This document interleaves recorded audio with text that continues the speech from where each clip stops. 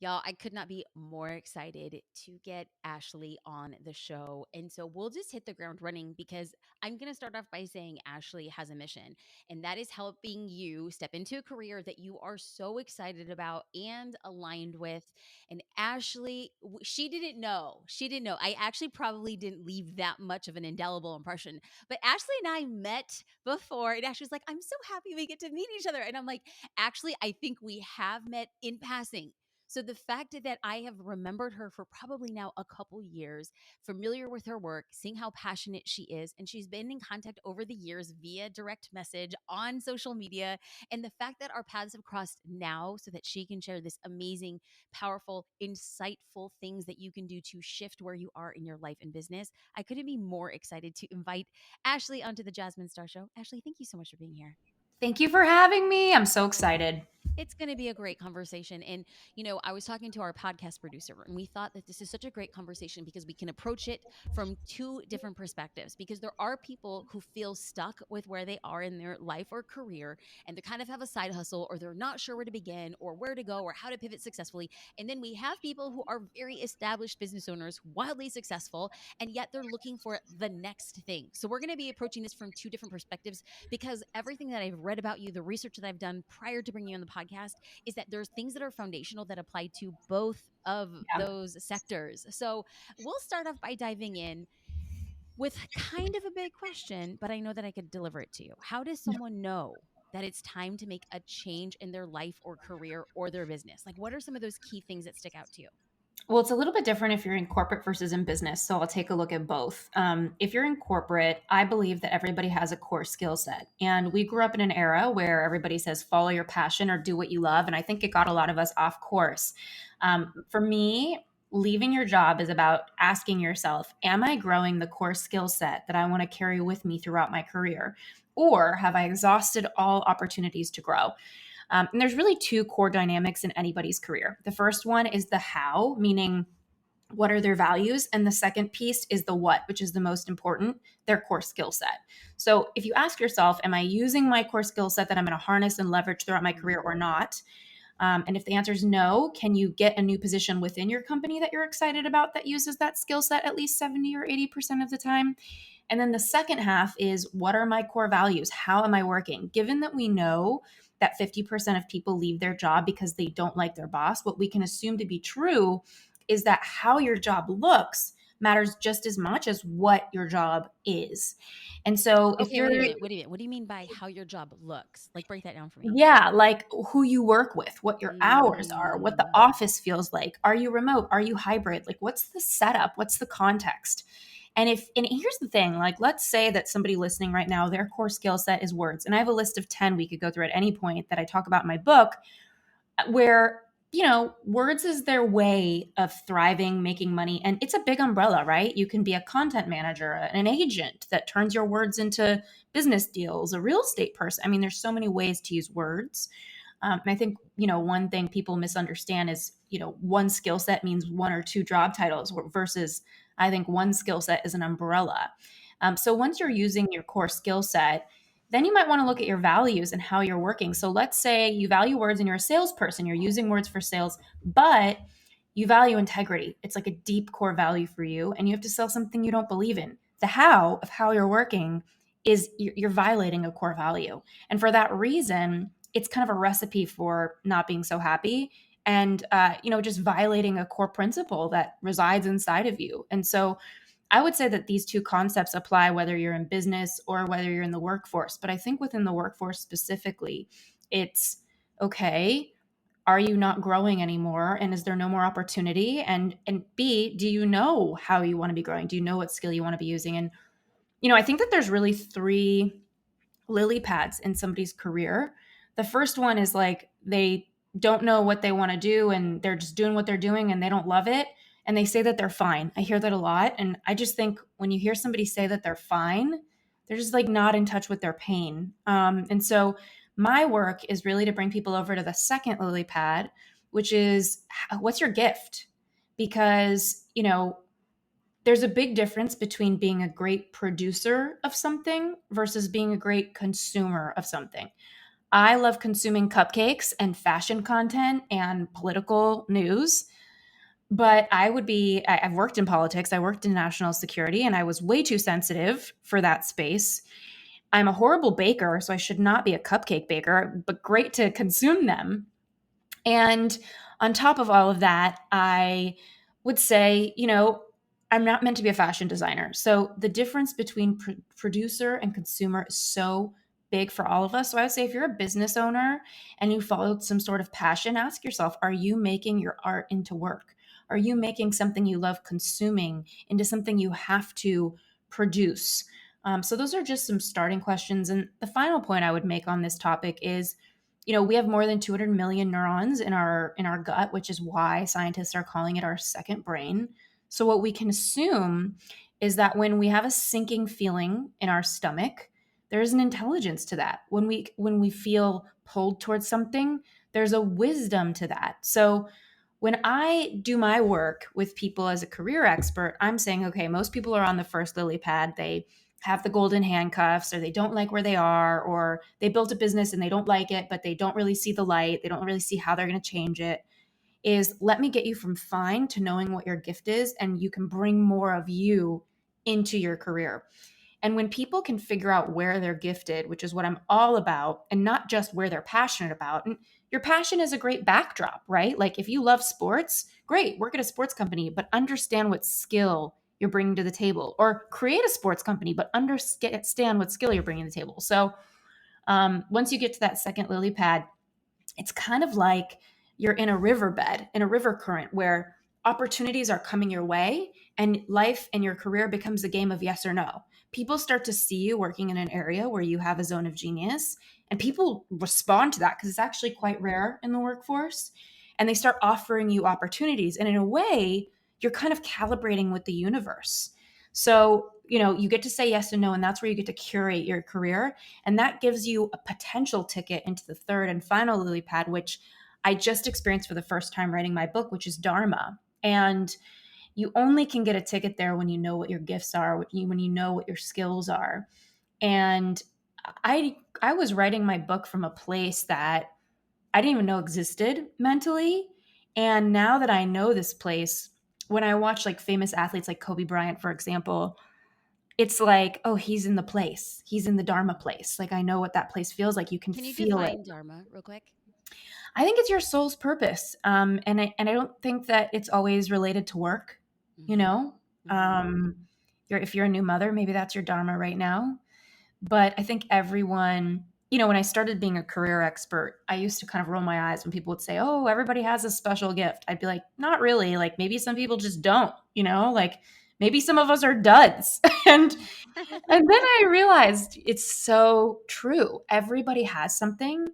And the difference between the people who are thriving and the people who are not is that the people who are thriving either know what their gift is, or they've taken the time to be experimental with themselves, to be experimental with their careers and figure it out. Okay, so God, I have like a 3,000 billion questions right now. So we just went through the lily pads. I'm going to repeat them back to ensure that we're on the same page. Lily pad number one is when you have the golden handcuffs and you're constantly saying, I'm fine at work, Yeah. even though you know that they're missing some sort of professional fulfillment.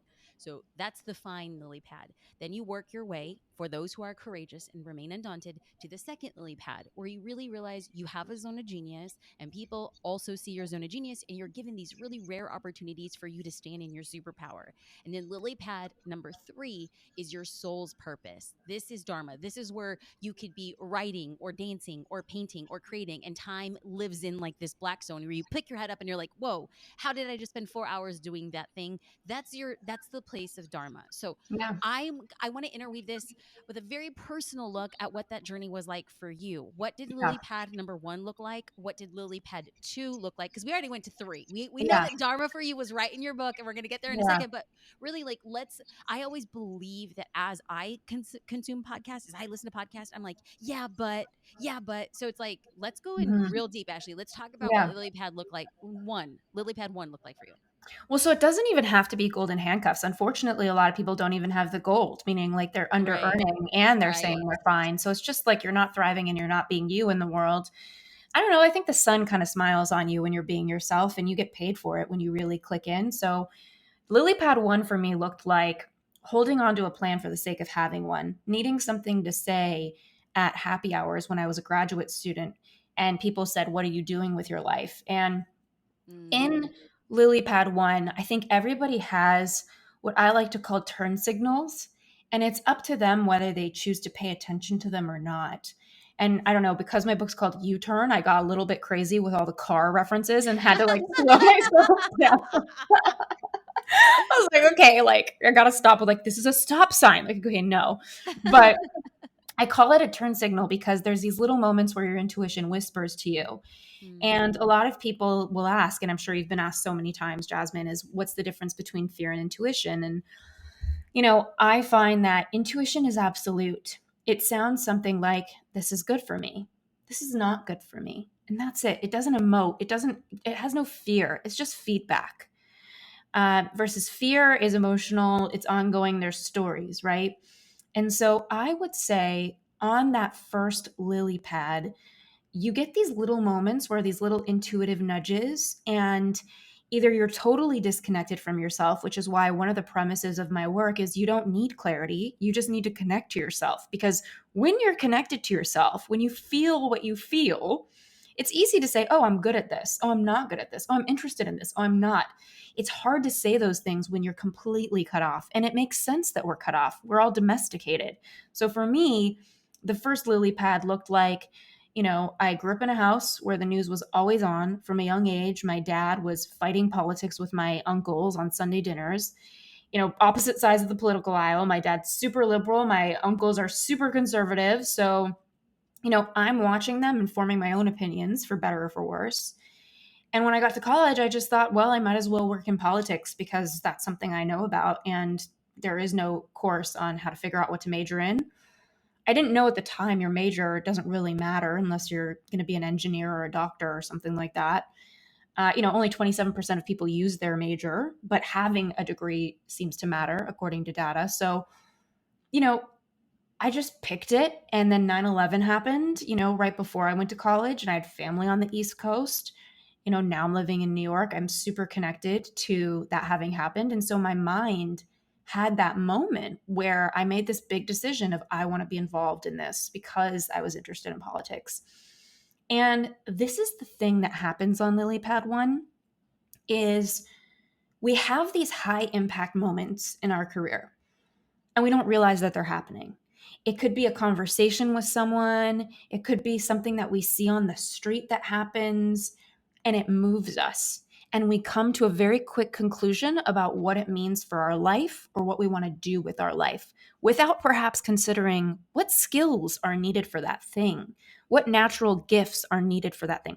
And so for me, I just kind of was like 9/11 was a high impact moment and I committed to it.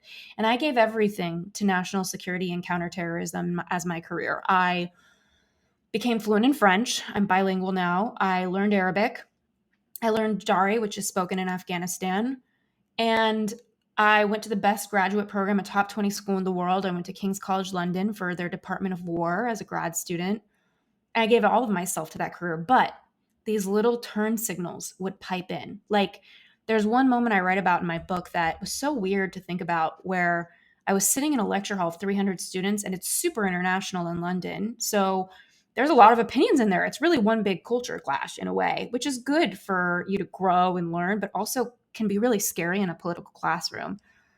And I remember we had a lecture on Middle Eastern US politics, and somebody whispered under their breath next to me, like, we should just blow them off the map.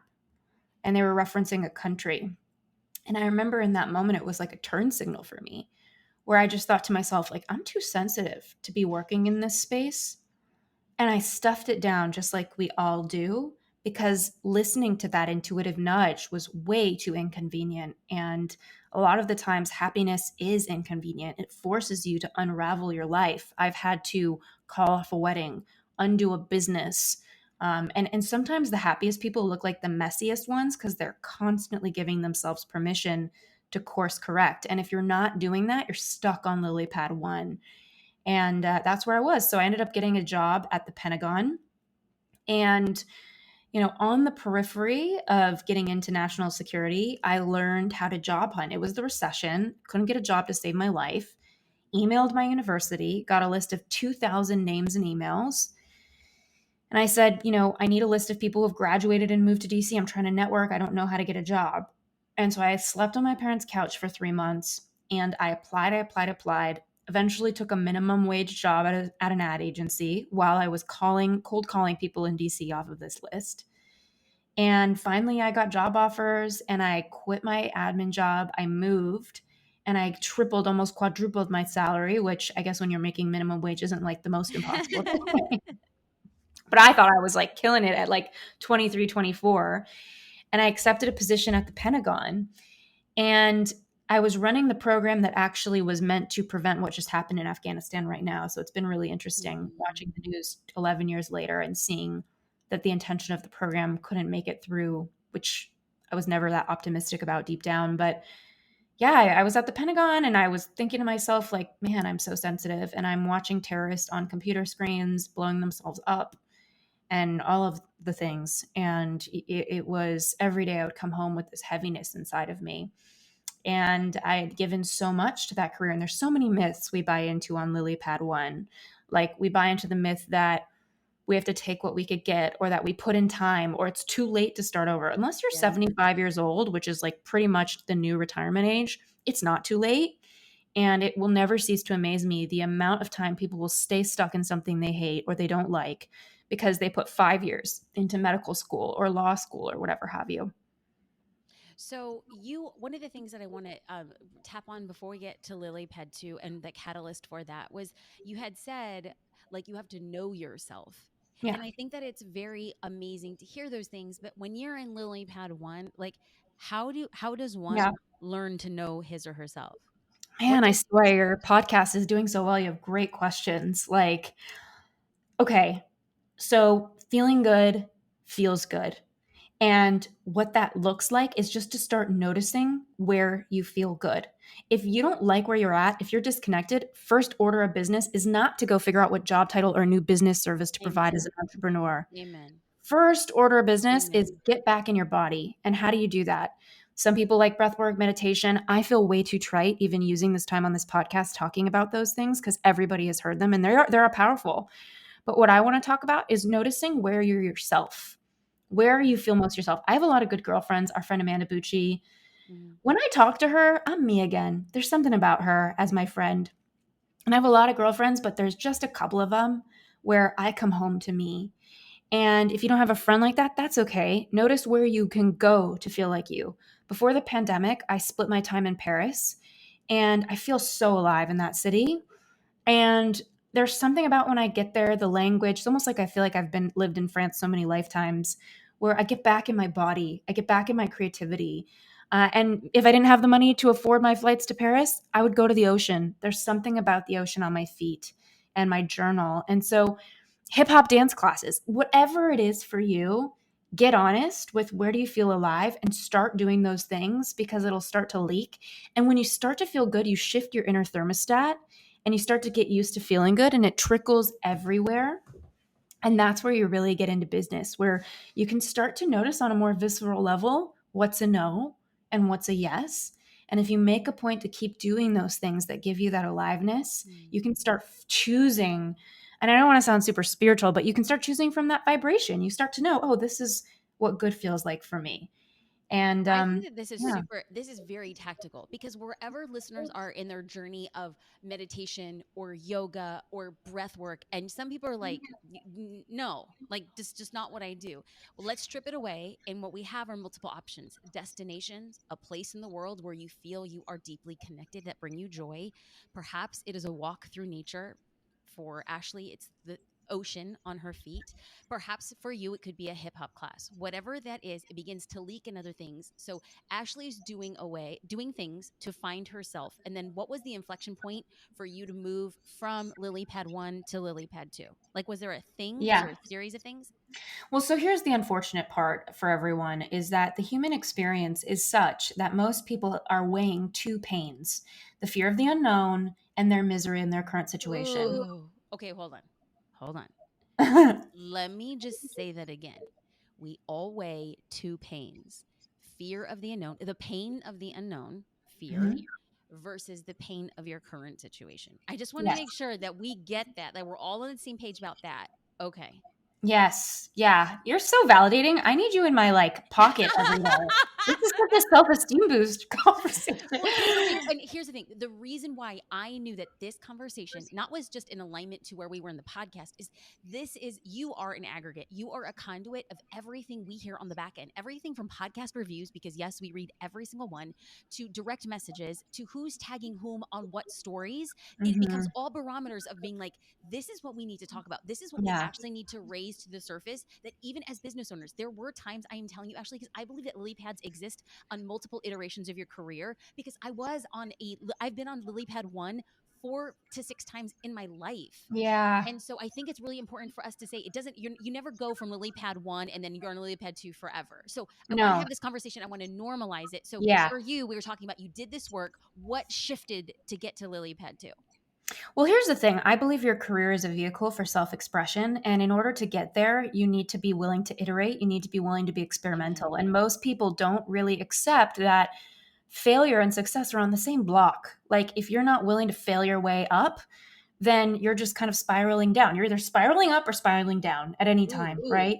Hold on. So Hold on. I'm going to pause there too. Sometimes people say things and I'm like, we need to pause. yeah, So we weigh two pains: fear of the unknown, misery in the current situation. misery in the current situation, and you are either spiraling up or you're spiraling down. There is Yeah. no such thing as stasis. Okay. Yeah. Yeah. And so here's the thing about the fear of the unknown versus the misery in your current state. Most people, it's not until they are so miserable where they are that they look at the fear of the unknown and they say, I don't even care about this fear anymore. I am so Yep. miserable. I like to hang out in the lukewarm zone where I'm like, I'm not feeling this. It's time to change. And I think a lot of people in self help get there because they just do so much work on themselves. Then other people are spiritually bypassing it and they're talking themselves into staying where they are. So many different belief systems in our world. But I would say for most people, that's the case. They hit rock bottom, and rock bottom is so sacred. My rock bottom in counterterrorism looked like me on a military base. I write about this in my book. It was 10 p.m. and I was warned, don't go out of your barracks after 10 p.m. because they're doing a capture exercise, and that means that there's people planted on the base that people are going to kidnap, and the people are hiding, and it's their job to find them and do a whole kidnap exercise. So don't be out, or they're going to think you're planted to be kidnapped. Totally forgot. Was working late on my laptop doing some sort of intelligence report. Go to the cafeteria, all the lights are cut, and there's a bag over my head within like 10 minutes. And I'm pushed into a Hummer vehicle, and I forgot that there was this training. I'm screaming. I have like this crazy, like, I feel like I'm gonna have a concussion. And the drill sergeant's screaming, and I'm like, I'm a civilian. I'm a civilian. Let me go. Let me go. Here's my badge. I forgot that you guys are training right now. Please let me go. This isn't a joke. And that was the end for me. I was like, this is not. And then the next day I had to hold a gun because somebody said, hey, I need to go to the restroom. Can you hold this? And I'd never held a gun before. And I was like, what was I thinking? And that's the thing. When you're in your 20s, you don't know the workforce, and don't judge yourself for that, but give yourself permission to figure it out. That's what these lily pads are all about. This is what life is all about. So I just had this moment where I was bruised, and I walked back to my bunker and I went to bed, and the next day I was done. And there's something so amazing about being done. And I love that feeling for people because it's like we're in purgatory so many times in our life where we still stuck in something. We're still hooked in it and we don't know, and it's so painful not to know. Mm. But clarity pulls you forward and it sets you free in so many ways. And I think, again, it's about connecting to yourself. And I felt my doneness. And so that's kind of how I learned to operate in the world. And I think a lot of people did. And I just told my boss, I quit. I can't do this. And they wanted me to start flying to really high risk regions. And I was, again, too sensitive for that. And, way too many people are beating themselves up for being too sensitive or not capable of this skill or that skill without saying to themselves, oh, that's something I should celebrate. That's just feedback on what's a no and what's a yes. Like, neutralize that. So for me, I went home to LA, took a breather, worked in private intelligence, and started my career coaching business because on the periphery of my career in counterterrorism, I got so many job offers from cold calling all those people that was what turned into my career coaching business, my courses, my book, my podcast, Okay. everything. Okay, so that's where I want to connect the dots because Yeah. we learned okay, one of the things that you had just said, like I learned my doneness. And Yeah. I think that's very powerful. Like I have been there in multiple times. I'm like, Yeah. that's the word for it. It was my doneness. Now, at Mhm. different iterations of my career, the duration of my doneness wasn't as fast as perhaps overnight I walk in and I say I quit. Mhm. There have been those moments, but then other moments took, for me, there was a series of doneness that took me 2 years to actually fully pivot. But what Yeah. I want to talk about right now is one of the things you had mentioned was after King's College, you reached out to the university to get a list of 2,000 people that you can network with in DC. So I Yeah. want listeners right now to be like, did you hear would like that idea would have never, even if I was in your exact situation, Ashley, I would have never thought, oh, let me just reach out and then let me cold call and then let me network. That is Yeah. so far from what my like where my my North Star is. So I hear this, I'm like, my God. So when we go back to the Yeah. preliminary part of the conversation where Ashley is saying we all have a zone of genius, like Yeah. I don't know if Ashley knew that was her zone quite yet, but then she went through this iteration. She's in LA and she realizes I'm working for private intelligence, but I also have this thing that, hey, I'm kind of sort of good at. And you start teaching people how to find a career. Is Mhm. that what Well, happened? yes. So actually, it started in DC. I got there, and all my friends from graduate school were unemployed in the middle of the recession. Here I am with 3 job offers and a 6-figure offer. And they're just like, what did you do? And so I started inviting them to Starbucks, and I was like, let me fix your resume. And I met this amazing woman in Hillary Clinton who worked for her in the State Department at the time. And she was her counter-terrorism advisor. And she sat me down, Jane Morris, what an amazing woman. And she reworked my resume, taught me how to stand for myself. And she was still a graduating senior at Georgetown while she worked full time at the State Department. And she's helping me hustle on my resume. So I used a lot that she taught me to share with other people. I paid it forward. Hmm. And people started bringing their friends or texting me saying, hey, can you meet me, at Starbucks again? My friend needs that. And I didn't mind doing it. I had a lot of fun with it. And that's the thing is when you follow what feels good, Hmm. there's a lot of purpose either right in front of you or on the periphery. And that's what happens on the second Lilypad. So here's the thing. I had those nudges that counterterrorism was too harsh for me, even though I was interested in politics, because what you love doesn't always mean who you are, what you're skilled at. But there was something in me that said, I still want to pursue this. My soul wants to know what it's like. And when I gave myself permission to do that, I figured out other options on the periphery, which always happens when you follow what I feels right, agree. even if it's not your forever.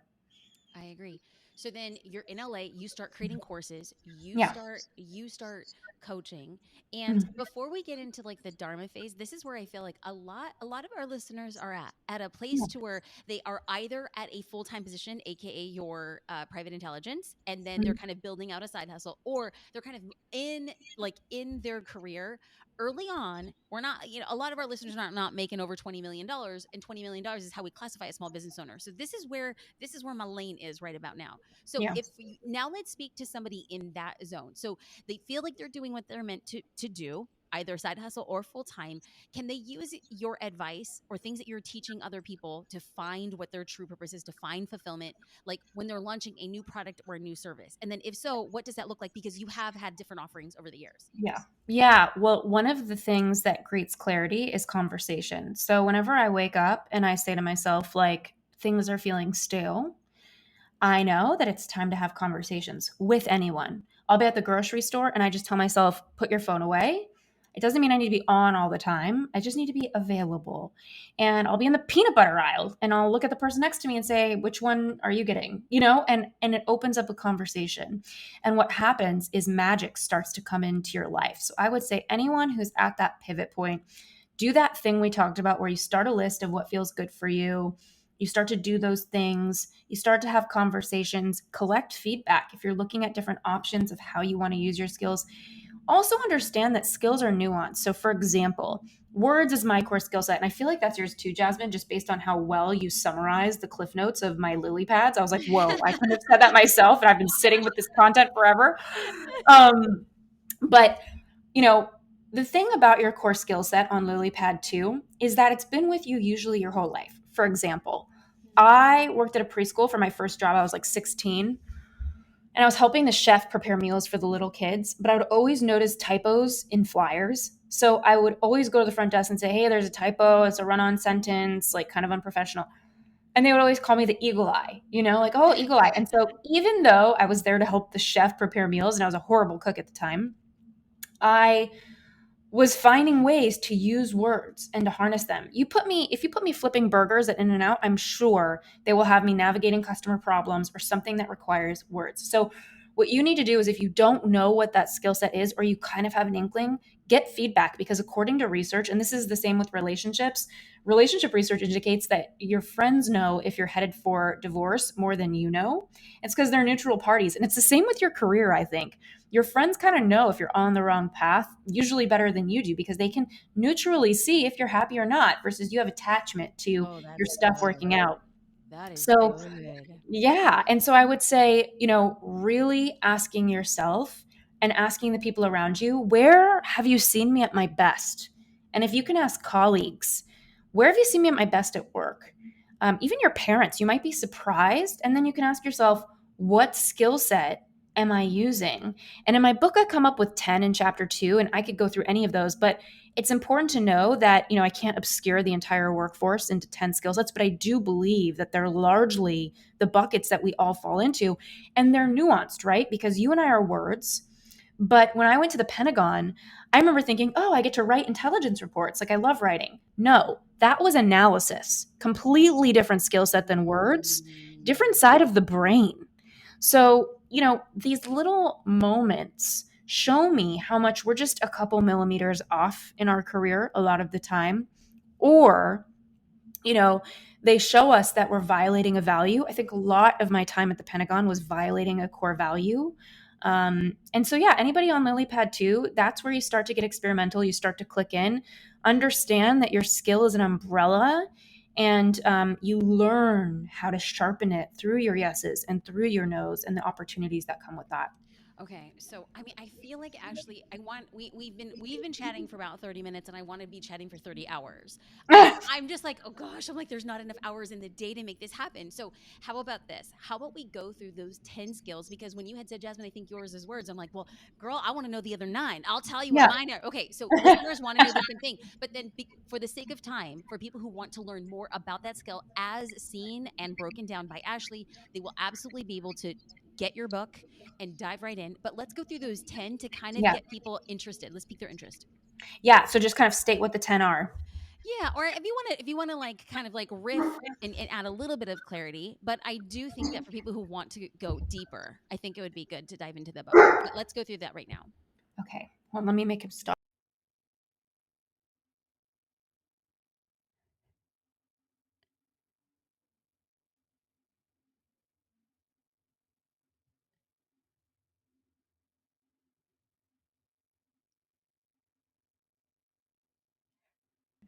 I'm a dog mom. Okay. I love it. I'm glad I'm wearing headphones, Ashley, because your dog would make my dog talk back. Oh So my gosh. I know, I get it.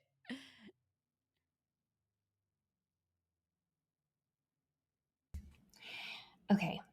So the 10 core skill sets are, number one is innovation. That's for the creative self starter, the entrepreneur, or the intrapreneur. The entrepreneur is the person who needs all out freedom, time freedom, idea freedom. I need to work on my idea on my time, where I want to work on it. The intrapreneur values the financial security that they perceive comes with a job. They also don't need all out freedom, they need autonomy. So usually that looks like, I'll work on this idea, but I'm going to do it my way, but I'm going to do that idea that wasn't mine. And that's enough for them. Not one is better than the other. I really hate how the internet has sold entrepreneurship in some ways as like No, the better. entrepreneurship is where the gangsters dwell. Yeah, If you're an entrepreneur, you have a job wherever you go. You have a leadership job, you have a job of importance. Like entrepreneurs, you have my heart. yeah, Entrepreneurs have my heart. yeah. Okay. They're making the paycheck. That's crazy. And they are not taking on the burden of the business. And they are Literally. just magicians. Yeah. And then number two is the builders. This is quite literal. It can be a construction worker building, or it could be a management consultant, more of a metaphor. Like they're a strategist and they're building and coming up with strategy. And then number three is words. So this is me and you, I think. And one important question to ask yourself throughout all 10 skills, and I go through this a lot in the book, is about whether you're an introvert or an extrovert. Sorry. So, introvert, you're going to express your skill internally, right? So, if I'm a words person, but I'm an introvert, that's going to look like a lot of time at my laptop writing, possibly. If I'm an extrovert and I love words and that's my skill set, then it's going to look like me speaking on stages or me being a talent agent out in the field all the time, stuff like that. Mm. Number 4 is motion. So motion is for the people who have a gift for being on their feet all day. That can be the personal trainers. That can be the tour guides. That can be, I mean, you name it. And then number 5 is service. This is for the people pleasers, the humanitarians, the helpers. And one question to ask yourself throughout all of these, but especially this one, is service actually your skill set, or is it based on a coping mechanism you grew as a kid? A lot of people think that service is their core value. I had a client who she tragically lost both of her parents at a young age, and she had to take care of her siblings. And she thought that service was her core skill set, being a helper. And when we dug into it, it was like, no, that's just from trauma. That's just like she had to help. And she also thought coordination, which is the next skill set. These are the project managers, operations people. God bless them. I'm guessing you're not one of them Not at because all. the entrepreneurs tend not to be. I'm not. But she thought coordination was hers too. And that came from trauma as well. That came from losing her parents and needing to do everything for her siblings. And when we really got down to it, her core skill set was actually beauty, number 7, which is all about aesthetics, interior. Beauty could be jewelry design. It's anyone, it's artists, it's musicians, it's people who make art of the world around them. And then we have number 8, which is analysis, which is what I was at the Pentagon. And then we have number 9, which is numbers, number crunchers, and number 10, which is technology, the IT whizzes, the artificial intelligence creators, you name it. So those are the 10 core skill sets. Each one is a huge umbrella where you can fall under. And it's just so important to know kind of which one you're on so that when you make your way to Lilypad 2 and you do the self work, you can say, this is my skill set. And I need what I do throughout the day, at least 70% of the time, to be this zone of genius. The rest of the time, you can be in your zone of growth, or a skill set you maybe have as secondary, because most people will resonate with, 2, maybe 3 of these. But it's key to understand what is your number one. Do you recommend when we go back to finding yourself? Because I really want, when somebody listens to the podcast, at the end of it, I immediately want them to say, I know what I want to do next. So, would Yeah. you say for people who are trying to, if it doesn't come intuitively for them, that when you do something that you enjoy, chances are that it falls into one of these 10 categories. So, for Yeah. instance, if you have a very good skill set at, let's say, organizing or Mm-hmm. like doing logistics, like, and you find a place of joy, would you recommend for somebody to do something in a volunteer capacity, helping a friend, very similar to how you did at the coffee shop, so that Yeah. all of a sudden, or would you say, listen, you like to walk through nature, maybe you're not going to be a forest ranger? Like, Yeah. how does somebody define what they should and should not be doing? There's a big gap between a job title and the practice of the job, doing the job, or a gap between offering a service. Like, okay, let's look at our businesses, Jasmine. It's like we have courses, we have, books and all of these things. I spend probably 10% of my time creating the courses and 40% of my time, or 50, on marketing them, fixing tech glitches. I'm not a course creator. I'm a glitch fixing marketer. Do you know what I mean? Yes. So there's a big gap whether you're an entrepreneur or you're in the workforce. And so I would say if you're in the workforce, your job is what I was talking about before, is have conversations. Start asking people, Mm. hey, I'm really good at coordination. I'm really good at organizing. Let me look at that topic as an umbrella and let me talk to as many people as possible who are operating under that umbrella, as many people as possible who are organizing or coordinating or project managing or doing operations in some way. And let me get a more honest picture from them.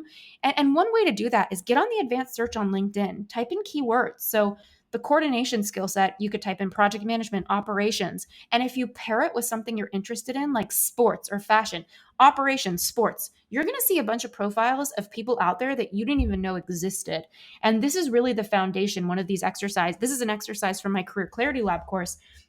And it is a game changer for people because you don't know what you don't know is out there. And the same applies to Correct. business. Correct. Just doing this research and looking at different entrepreneurs and the services they're offering.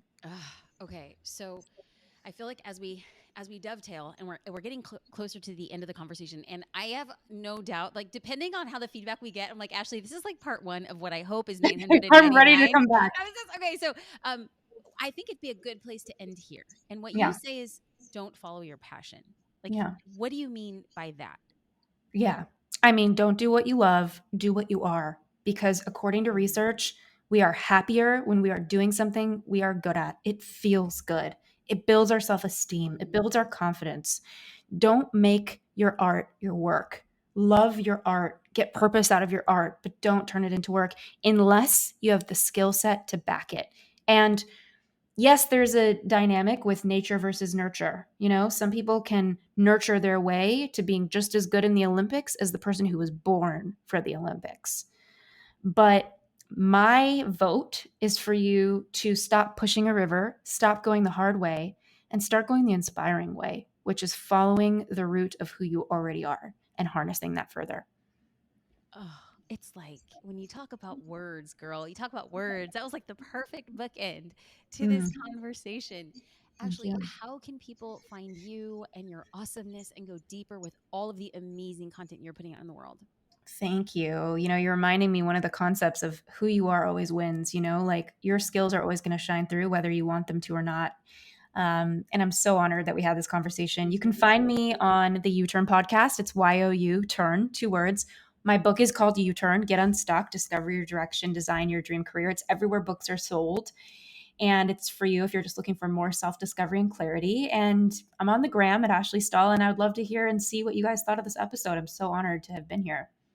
Ashley, you are amazing. You're a gem. Thank you for putting out beautiful magic, inspiration, and creativity and empowerment out on the internet. I appreciate you. Thank you for being here. Thank you. Thank you.